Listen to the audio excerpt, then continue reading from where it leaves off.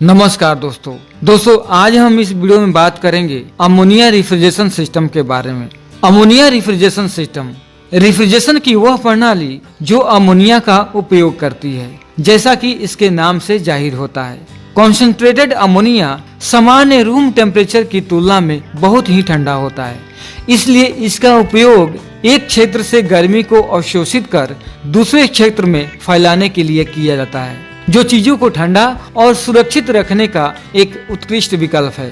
Ammonia एक रसायन है जो तेज गंध के साथ साथ प्राणियों के लिए बेहद ही जहरीला और खतरनाक भी है, लेकिन CFCs और HCFC रेफ्रिजरेंट्स की तुलना में इसका पर्यावरणीय दुष्प्रभाव न्यून है, जो इंडस्ट्रियल एनवायरनमेंट के लिए एक आदर्श विकल्प है। आज भी अधिकतर लोगों द्वारा CFCs और HCFC रेफ्रिजरेंट्स का उपयोग किया जा रहा है, जो पृथ्वी के वायुमंडलीय सुरक्षा कवच ओजोन परत को तोड़ रहा है। इसलिए इन रसायनों के पर्यावरणीय दुष्प्रभाव और उनके लागत के कारण वे इंडस्ट्रियल एनवायरनमेंट के लिए एक आदर्श विकल्प नहीं है। अमोनिया रेफ्रिजरेशन सिस्टम कैसे काम करता है?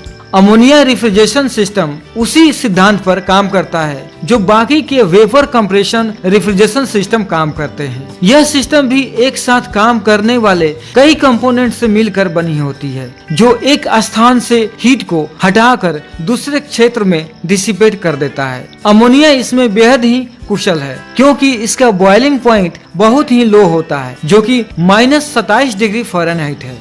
रेफ्रिजरेशन यूनिट कंपोनेंट्स सभी रेफ्रिजरेशन सिस्टम को ठीक और सुचारू रूप से काम करने के लिए कई उपकरण या कंपोनेंट्स की आवश्यकता होती है। अगर उनमें से कोई एक भी खराब हो जाए या टूट जाए तो सिस्टम तुरंत काम करना बंद कर देगा। इस सिस्टम में इस्तेमाल होने वाले कुछ जरूरी कंपोनेंट्स के नाम कुछ इस प्रकार है: कंप्रेसर, कंडेंसर, एक्सपेंशन वाल्व और इवोपरेटर। ये सभी कंपोनेंट्स किसी भी रेफ्रिजरेशन सिस्टम का मुख्य घटक होते हैं।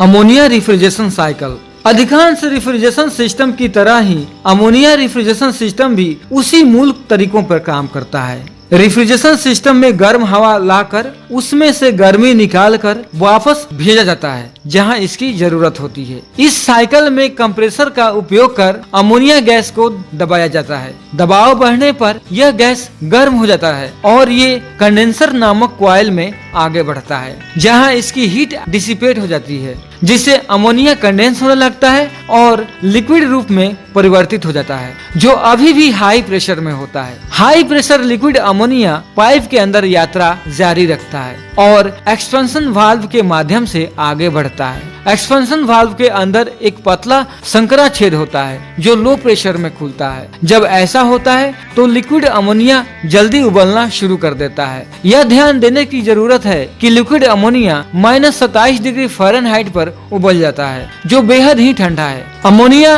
रेफ्रिजरेटर या कोल्ड रूम के अंदर के आसपास के हवा को ठंडा कर देता है। जैसे जैसे अंदर की हवा ठंडा होता जाता है, वैसे वैसे अमोनिया गर्म होता जाता है और अंत में इसे फिर से कंप्रेसर में खींच लिया जाता है, जहां फिर से वह रेफ्रिजरेशन साइकिल शुरू करेगा। दोस्तों, अमोनिया रेफ्रिजरेशन साइकिल को समझने के लिए ऊपर आई बटन पर दिए हुए वीडियो को जरूर देखें।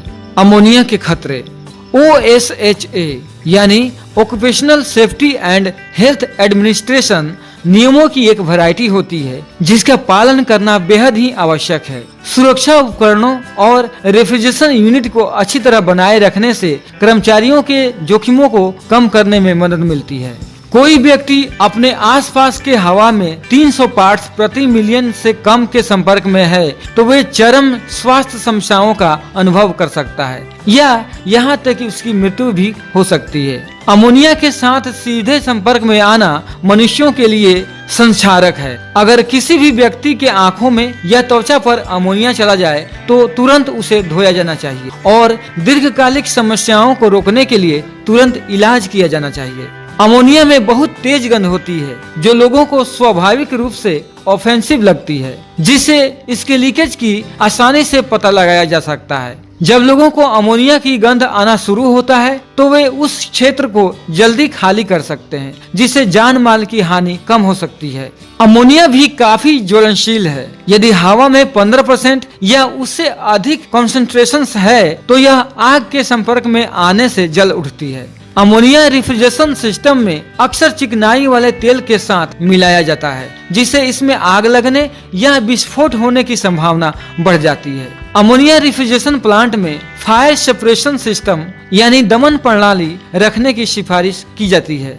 अमोनिया रेफ्रिजरेशन के लाभ: उचित सावधानी और एहतियात बरती जाए तो पारंपरिक CFCS या HCFC आधारित यूनिट्स की तुलना में अमोनिया रेफ्रिजरेशन यूनिट्स के कई फायदे हैं और बड़ी इंडस्ट्रियल स्थितियों के लिए अमोनिया रेफ्रिजरेशन यूनिट्स एक उत्कृष्ट विकल्प है।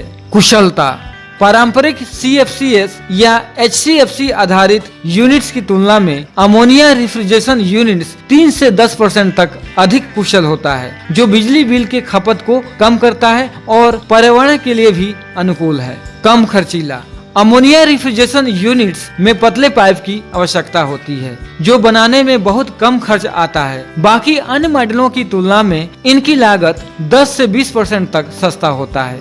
रासायनिक लागत: अमोनिया रेफ्रिजरेशन सिस्टम में CFCS या HCFC आधारित यूनिट्स की तुलना में प्राप्त करने और उपयोग करने के लिए काफी आसान और सस्ता है।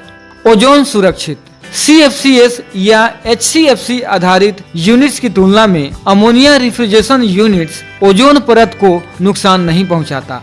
एक्सपर्ट भी मानते हैं कि इसका ग्लोबल वार्मिंग में कोई योगदान नहीं है। पाइपिंग की आवश्यकताएं: जब भी अमोनिया रेफ्रिजरेशन यूनिट्स के साथ काम करते हैं या नए अमोनिया रेफ्रिजरेशन यूनिट्स लगाते हैं तो यह याद रखना आवश्यक है कि अमोनिया कुछ प्रकार के धातुओं के लिए संक्षारक हो सकता है। कॉपर पाइपिंग, जो आमतौर पर अन्य प्रकार के रेफ्रिजरेशन यूनिट्स में उपयोग की जाती है, का उपयोग अमोनिया के साथ काम करते समय नहीं किया जा सकता है, नहीं तो ये पाइप्स जल्दी खराब हो जाएंगे। तो दोस्तों, ये था अमोनिया रेफ्रिजरेशन सिस्टम से रिलेटेड कुछ महत्वपूर्ण बातें जो मैं इस वीडियो के माध्यम से आपको शेयर की है। दोस्तों, ये वीडियो आपको पसंद आए, अच्छा लगे तो इस वीडियो को लाइक और शेयर करें। चैनल पर नए हैं तो चैनल को सब्सक्राइब भी करें। तो दोस्तों, मिलते हैं ऐसे ही किसी और नए वीडियो के साथ। तब तक के लिए नमस्कार।